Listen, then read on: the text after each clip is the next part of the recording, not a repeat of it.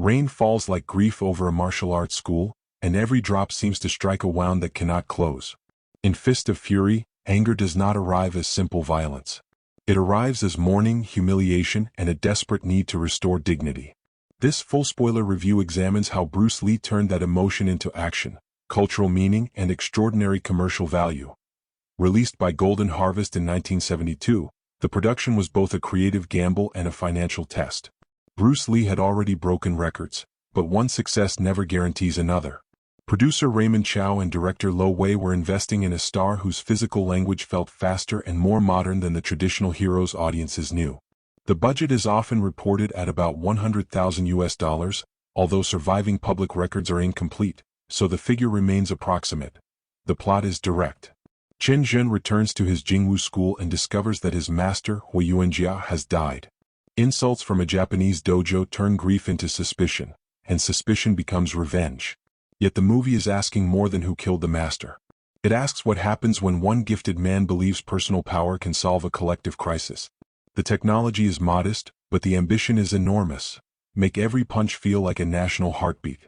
At roughly 102 minutes, the original Hong Kong cut gives this simple conflict enough room to become tragedy rather than a chain of exhibitions. The first half is built with the efficiency of a startup prototype. The film does not explain Chen Zhen's childhood, training, or philosophy. It introduces a funeral, a damaged community, an insult, and an unstable hero. Within minutes, the audience understands the pain. This is strong pacing ROI because every scene increases grief, raises danger, or proves that Chen cannot remain passive. When representatives from the rival dojo enter the school carrying a sign that labels the Chinese as weak, history becomes a personal challenge. Chen's classmates want discipline and survival. Chen wants immediate correction. His visit to the dojo is therefore more than a fight. It is a public demonstration, almost like a product launch designed to destroy the competitor's confidence. Bruce Lee's speed becomes the film's strongest selling feature. Belief comes through movement, not dialogue. The investigation then works like research and development. Chen tests assumptions, follows clues, and learns that his master may have been poisoned. His disguises add humor and reveal flexibility, but they do not change his emotional strategy. Each discovery confirms what he wants to believe, creating confirmation bias. The first half invests us in his mission while showing that total commitment may also be the defect that destroys him. Like a prototype tested under pressure, Chen reveals impressive performance but dangerous weaknesses before the story reaches full-scale deployment. The second half converts emotional investment into brutal payoff. Chen discovers the men connected to the poisoning and kills them. As revenge storytelling, this is efficient delivery. Questions receive answers, enemies receive punishment, and the hero's physical superiority remains undeniable. But the film refuses to present victory as stable value. Each successful attack increases the danger faced by the people Chen claims to protect. This is where emotional product-market fit becomes complicated. Audiences receive the release they came for. Bruce Lee tearing through opponents with fists, feet, and nunchaku. Beneath that satisfaction is loss. Chen is solving the immediate problem while damaging the long-term organization. In business language, he is maximizing short-term performance while ignoring systemic risk. The Jingwu school becomes exposed, its students are attacked, and its leaders lose control. The final movement transforms revenge into sacrifice without pretending sacrifice repairs everything. Chen learns the cost of his choices. When he walks toward the authorities, he can keep hiding or absorb the consequences. His final leap freezes him between defeat and legend. It is not realistic legal strategy, but it is perfect myth-making. Cinema preserves him at the instant he refuses to bow. The payoff satisfies the action audience while leaving an emotional debt, which is why the ending lingers longer than the victories that precede it. Chen Zhen is a study in grief-driven decision-making. The death of his teacher is not only personal loss. The master represented family, identity, discipline, and safety. Once that structure disappears, Chen searches for an action strong enough to replace it. Revenge becomes attractive because it offers clarity. Pain is confusing, but an enemy is simple. Behavioral economics helps decode him. Loss aversion makes the humiliation of his school feel more powerful than any future reward from patience. Present bias makes immediate emotional relief more valuable than long-term protection. Every fight gives Chen a burst of control, while the future cost is transferred to his classmates. His confidence also creates moral hazard. Because he is more capable than everyone around him, he believes he can take risks others cannot. His leadership is charismatic but incomplete. People admire him, yet he does not trust them with information. He hides plans from his fiancée and treats vulnerability as weakness. Bruce Lee expresses this through compressed energy, a tightened jaw, altered breathing, and stillness more dangerous than movement. The tragedy is not that Chen lacks courage. It is that courage without emotional regulation becomes another form of captivity. Trauma makes him feel morally certain just as his judgment becomes narrow. His fiancée represents the future he might still choose, but he repeatedly sacrifices that future to settle an injury belonging to the past. A financial autopsy begins with uncertainty. The budget is often reported at approximately $100,000, but detailed audited records are not widely available. The Hong Kong result is better documented. More than 4.4 million Hong Kong dollars in theatrical receipts, breaking the record set by Bruce Lee's previous success. Gross revenue is not profit, yet the scale signals extraordinary ROI for a lean production. The value proposition was simple. Golden Harvest did not need giant spectacle, famous locations, or a huge ensemble.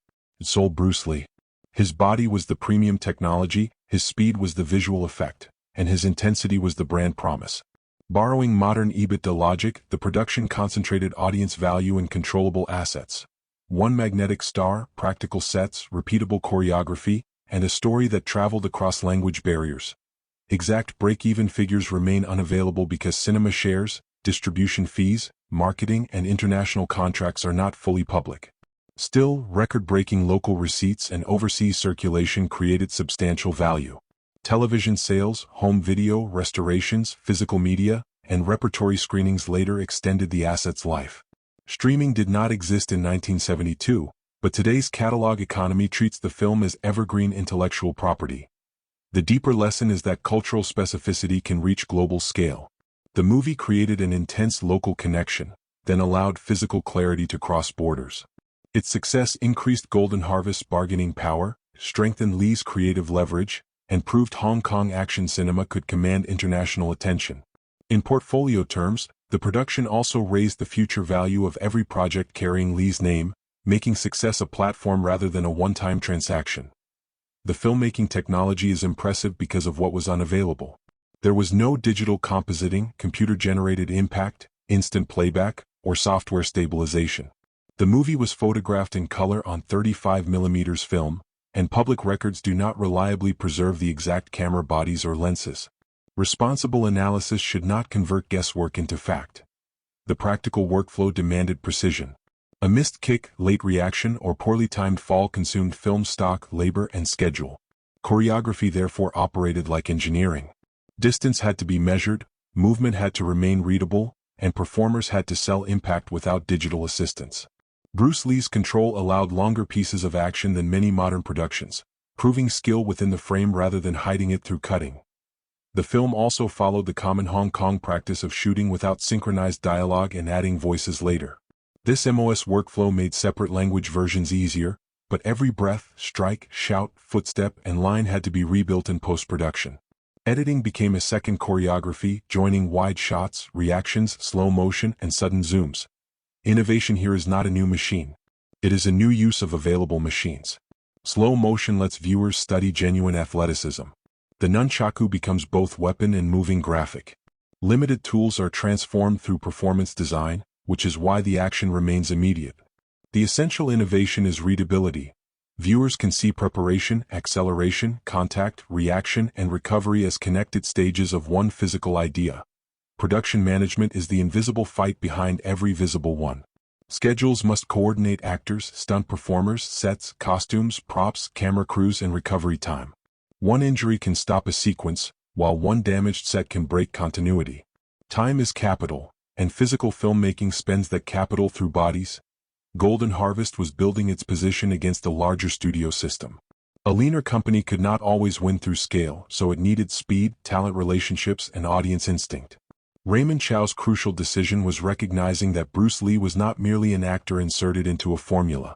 He was a creative asset whose knowledge shaped choreography, staging, rhythm, and marketing. The production also reveals tension between hierarchy and star power. Director Lo Wei controlled the official structure, while Lee's growing influence came from expertise and commercial value. Reports of conflict suggest a difficult relationship, But the finished film shows an organization absorbing creative friction while protecting a valuable product. Logistics were simplified through concentrated locations, repeat interiors, and an experienced supporting company. Yet crowd fights still required spacing, rehearsed falls, breakable objects, and angles that made limited rooms feel larger. Efficiency came from designing each scene so that every dollar, hour, and physical risk appeared on screen as audience value. Even background performers become part of the production equation, because believable reactions and controlled falls multiply the apparent power of the star. Historically, the film combines real people, disputed stories, and invented revenge. Huo Yuanjia was a genuine martial artist associated with the Jingwu movement, and he died in 1910 after illness. Later accounts suspected poisoning, and tests on relocated remains reportedly found arsenic, but that does not conclusively prove murder. Medicine at the time could also contain substances now recognized as dangerous. The film chooses the dramatic interpretation because mystery becomes a clear villain. Chen Zhen is fictional. His value is symbolic rather than biographical. He concentrates a community's anger into one body capable of answering insults ordinary people were forced to endure. The setting evokes foreign-controlled Shanghai and real racial exclusion, but the antagonists are simplified for melodrama. History involved competing governments, settlements, business interests, class divisions, and complicated relations among Chinese and Japanese people. The movie reduces that complexity to create moral speed. The famous park sign also requires context. Chinese residents did face exclusion from foreign-administered parks, but historians dispute whether the exact wording placing dogs and Chinese together appeared as one official sign. The film uses the phrase because symbols can carry emotional truth even when their literal form is contested. Chen smashing it is cinematic memory, not documentary reconstruction. Martial arts realism is selective. Bruce Lee's balance, speed, and tactical variety are convincing, while one man defeating large groups remains heroic fantasy. The film is most accurate about emotional pressure, humiliation, and restricted dignity seek release. Its history should be examined rather than accepted literally. Scientific accuracy is therefore limited, but research credibility improves when the viewer separates documented conditions from the revenge fantasy built upon them. The cinematography treats Bruce Lee as both human figure and visual weapon. Wide shots establish fight geometry, showing where bodies stand and how quickly distance disappears. Then the camera moves closer to capture eyes, breathing, and muscular tension. Action becomes pressure building inside a face. High angles and tilted compositions make the dojo battles unstable. Crash zooms deliver emphasis like visual exclamation marks. Slow motion isolates decisive moments, giving the audience time to register technique and power. These choices may look bold beside modern naturalism, but they match the emotional engineering.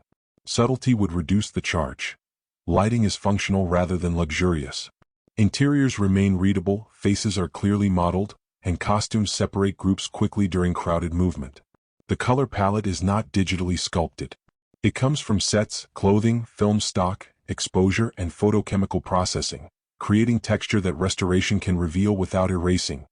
Composition builds mythology. Bruce Lee is often isolated even when surrounded. His body creates strong lines, and pauses let the camera present him like a statue before motion explodes. The final freeze frame completes the design. Cinema stops time where mortality would take control, turning a doomed man into a permanent symbol. The camera's greatest achievement is not beauty for its own sake, but visual priority. At every moment, we know where to look and what to feel. Sound gives the action a second body. Because dialogue and effects were created after photography, the soundtrack does not merely document events. It interprets them. Punches are heavier than real punches, kicks cut through the mix, and bodies land with exaggerated weight. The audience is taught how much force to feel. Bruce Lee's vocal sounds are equally important. Sharp breaths and sudden cries express effort, intimidation, timing, and emotional release. They also function as branding. Even without the image, audiences can recognize the performer.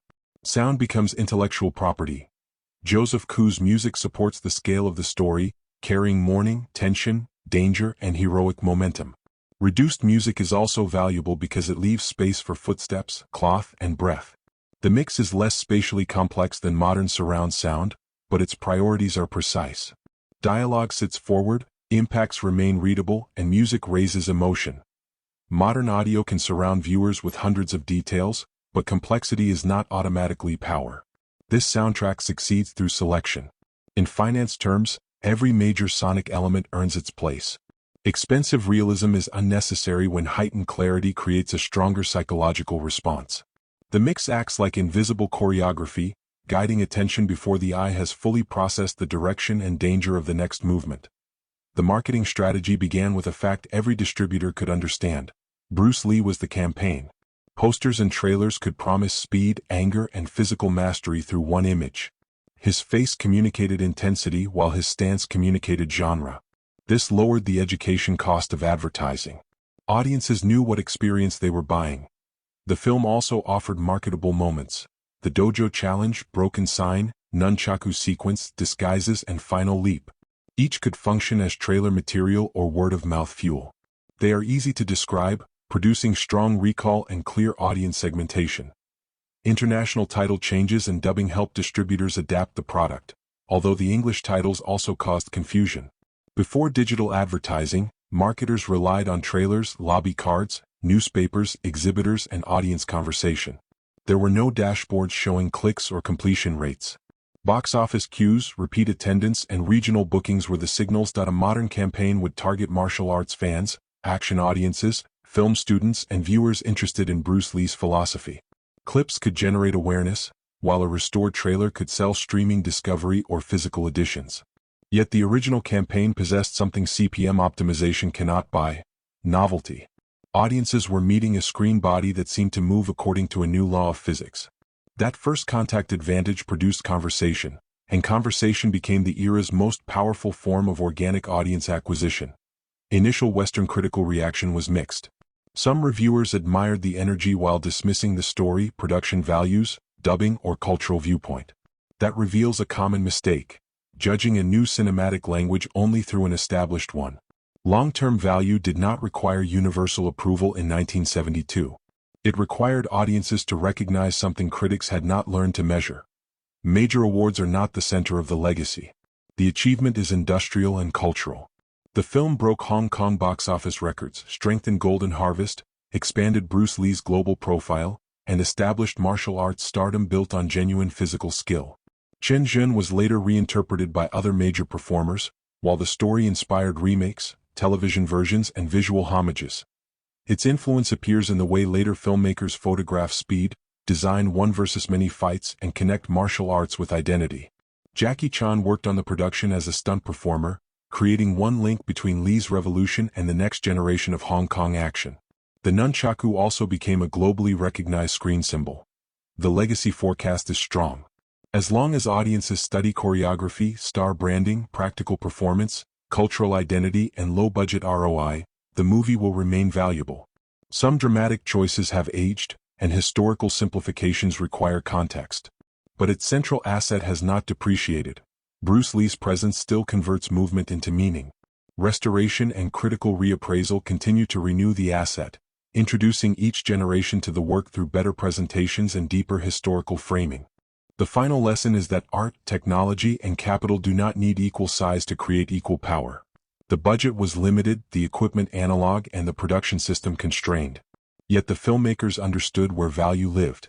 It lived in a performer whose body communicated across languages, a story that transformed pain into urgency, and images simple enough to become permanent. As education, the film separates strength from wisdom. Chen Zhen can defeat almost anyone before him, but he cannot master the grief inside him. As psychology, it shows how humiliation narrows judgment. As technology, it proves choreography and camera placement can outperform expensive effects. As finance, it demonstrates how a focused proposition can create record-breaking ROI and decades of catalog value. The movie is thrilling because Bruce Lee seems unstoppable, but tragic because physical victory cannot solve structural conflict. His final leap contains both truths. He is powerful enough to become a legend and powerless to build a future. The freeze frame asks us to remember the cost of a world that gives dignity no peaceful route. This is why the film remains more than famous fights. It is a masterclass in turning a body into narrative, narrative into brand, and brand into cultural capital. The punches create excitement, but grief creates memory. Technology records motion, performance creates myth, box office measures attention, and legacy measures meaning. Art gives the investment a soul, technology gives that soul a visible form, and disciplined capital gives the form a path toward an audience. If you found this deep dive meaningful, my literature-loving friends, consider liking and subscribing so we can keep decoding the business and beauty of cinema together.